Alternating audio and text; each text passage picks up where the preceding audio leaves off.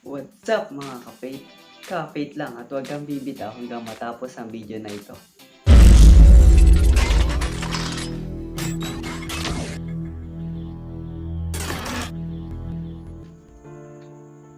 Hello, kumusta ka faith?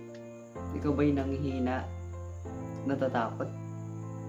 Halika, hayaan mong basahin ko sa iyo ang salita ng ating Panginoon sa Joshua 1:9. Sinasabi, alalahanin mo palagi ang bilin ko sa iyo, magpakatatag ka at magpakatapang. Huwag kang matakot o kaya'y manghina, dahil ako, ang Panginoon na iyong Diyos, ay isa sa inyo kahit saan ka pumaraon. At sabi sa English, have I not commanded you? Be strong and be courageous. Do not be afraid, do not be discouraged. For the Lord, your God, will be with you wherever you go. Tunay nga na napakabuti ng ating Panginoon. May kanya-kanya tayong problema at bigatin sa buhay. But, masasabi ko sa iyo ay, the Lord is always there for you. Kapatid, nandyan palagi ang Diyos para sa iyo at para sa akin. Through ups and downs, nandyan ang Diyos para sa iyo at para sa akin. Patuloy na magpatuloy at maging matapang, maging matatag tayo sa ating paglilingkod. No turning back. Patuloy na maging inspirasyon natin ang Lord sa kanyang sakripisyo at pagmamahal sa atin ay niligtas at minahal niya tayo upang may ligtas tayo sa mga kasalanan. Kapatid, kung nafe-feel mo na hindi mo kaya dahil sa nanghihina ka at natatakot ka, hayaan mong basahin ko itong salita ng Diyos sa Philippians 4:13. I can do all things through Christ who strengthened me.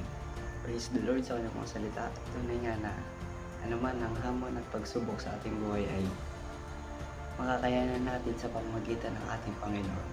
Tunay nga na magpakumbaba at sumunod lang tayo sa ating Panginoon.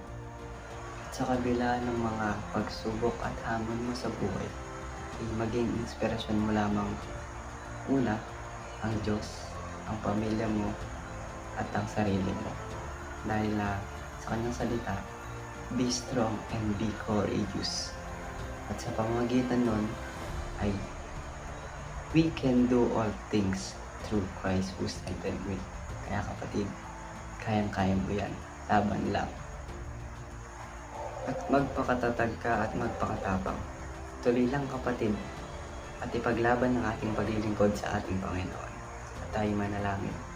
Lord God, maraming salamat po sa iyong pagpapala, sa iyong salita na patuloy na pinapalakas kami sa pang-araw-araw. Samahan niyo po kami sa bawat araw, sa bawat hamon ng buhay. Ikaw siya malakila, hindi namin kaya kung wala ka. In Jesus' name we pray. Amen. And that's our devotion for this week. That's it. Salamat at hindi ka bumitaw hanggang matapos ang video na ito. At huwag kalimutang mag-like at mag-follow sa ating Facebook page, Beyond Youth Ministry o Trico Chapter.